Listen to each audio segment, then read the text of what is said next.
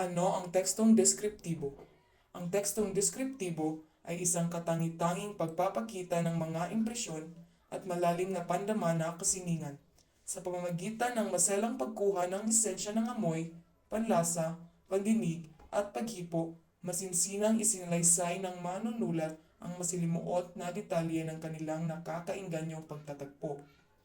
Ito ay may matayog na misyon na walang kahirap-hirap na makuha ang pinakabuod ng isang bagay, okasyon o ipagkaloob sa tumitingin ng isang dakila at kalangitan na bisyual na paglalarawan ng masalimuot na obra maestra na ginagawa ng isang kapaligiran na sumasaklaw sa pinakabuod ng pag-iral sa bawat pagpapakita nito. Paraan ng paglalarawan. Ang isang teksto ay maaaring ituring na naglalarawan kapag ito ay mahusay na nakakuha ng kakayahan ng isang bagay, lokasyon o individual na nagbibigay ng mga detalyadong kabatiran sa kanilang mga pisikal na katangian. Nagsisilbi itong sagutin ang pangunahing tanong ng ano sa pamamagitan ng pagpipinta ng isang matingkad na larawan para sa mambabasa. Gumagamit sa napakagandang hanay ng mga pandama na karanasan, mapang-akit na visual, nakakaakit na mga aroma, nakakatuwang lasa, malambot na haplos, at kaakit-akit na mga himig.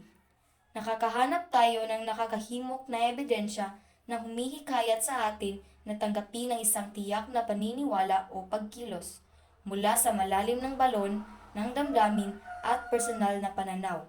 Ang interpretasyon ng naglalarawan ay ginagabayan ng kanilang pinakaloob na damdamin. Batay sa maingat na pagmamasid, maliwanag na ang kasalukuyang mga pangyayari ay nangangailangan ng isang tiyak na paraan ng paggamit sa napakagandang hanay sa mga pandama na karanasan. Mapang-akit na visual, nakakaakit na mga aroma, nakakatuwang lasa, malambot na haplos, at kaakit-akit na mga himig. Nakakahanap tayo ng nakakahimok na ebidensya na humihikayat sa atin na tanggapin ang isang tiyak na paniniwala o pagkilos-kilos. Uri ng paglalarawan. Karaniwan. Ang karaniwang paglalarawan ay nagbibigay ng impormasyon bilang isang paraan na ng paghahatid ng paghalatang pananaw o perspektibo. Sa karaniwang paglalarawan, ang mga emosyon at opinyon na naglalarawan ay hindi dapat kasama. Ito gumagamit lamang ng tiyak at pagkaraniwang salitang naglalarawan at nagtatala ng mga bagay o particular na mga detalye sa simpleng paraan. Halimbawa, ang kanyang kagandahan ay walang katumbas. Ang kanyang mga labi ay pula at mga porselanang kotes ay nagbibigay ng tingkad sa kanyang itsura. Masining. Ito ay naglalayong magbibigay ng isang malikhaing paglalarawan ng buhay batay sa emosyon at pananaw ng may akda. Karaniwang ginagamit ang mga piniling salita sa paglalarawan, kasama na ang uri, mga abay, dayutay, at mga idioma sa karaniwang paglalarawan. Ito ay isang pangkahulugan ng mga detalye sa pinapahayag sa pamagitan ng paggamit ng imahinasyon, pananaw, at opinyon ng isang individual na nagsasalaysay. Ang layunin nito ay upang magkapadulot ng imahinasyon sa mga tagapakinig o mambabasa, upang mahikayat silang magdakaramdam ng koneksyon sa mga karanasan at damdamin ng inilalarawan. Halimbawa, tahimik ang paligid at walang ibang maririnig kundi ang awit ng ibon at tunog mga dahon na sumasayaw sa ihip ng hangin. Katangian ng deskriptibo. Ang paglalarawan ay maaaring maging subjektibo kung ang manunulat ay gumagawa ng malinaw at magkakadaman na paglalarawan para sa mga mambabasa. Ngunit ang mga lalarawan na batay lamang sa mga kanyang malikhaing imahinasyon at hindi batay sa totoong buhay.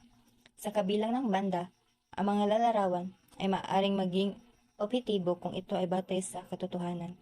Halimbawa, kung ang manunulat ay naglalarawan ng isang magandang lugar na kilala rin sa mga mamabasa, gagamitin pa rin siya ng kanyang sariling mga salita upang ilarawan ang lugar.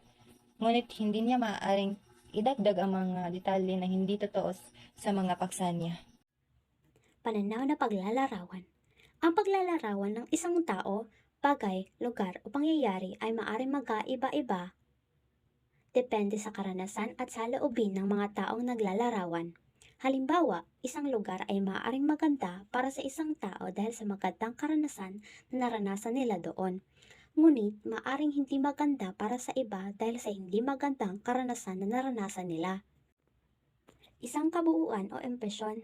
Ang layunin ng paglalarawan ay upang makabuo ng malinaw na larawan sa isipan ng mga mambabasa o tagapagpakinig. Kailangan ng mahusay na paggamit ng wika, detalyadong paglalahad at pananaw na naglalarawan upang maipahayag ng maayos ang kanyang impresyon. Apat na mahalagang kasangkapan na ginagamit sa malinaw na paglalarawan. Wika. Kapag isang pintor ang gumamit ng pinta upang irepresenta ang kagandahan ng kanyang modelo, ang isang manunulat naman ay gumagamit ng wika upang makabuo ng malinaw at epektibong paglalarawan. Karaniwang ginagamit dito ang pang-uri at pang-abay. Maayos na detalye. Mahalaga na magkaroon ng sistematikong paraan sa pagpapahayag ng mga bagay na makakatulong upang ganap na maipakita ang isang tao, bagay, lugar o pangyayari. Kapag maayos na inilahad ang mga detalye, binibigyan ang mga mambabasa o tagapagpakinig ng pagkakataon na gamitin ang kanilang imahinasyon upang maipakita ang kanilang isip ang mga bagay na inilalarawan. Tandaan, sa pagsusulat ng isang deskriptibong teksto, mahalaga na isaalang-alang ang relasyon nito sa iba pang uri ng teksto. Ang paglalarawan ay karaniwang bahagi ng mga kwentong naratibo kung saan inilalarawan ang mga tauhan, tagpuan, damdamin, tono ng pagsasalaysay at iba pa. Ginagamit din ito sa mga argumentatibong teksto upang suportaan ang isang panig at sa mga persuasibong teksto upang ipakita kung paano mapapabuti ang isang bagay. Ang paggamit ng cohesive device ay nakakatulong sa pagkakabuo ng malinaw at makakasamang teksto.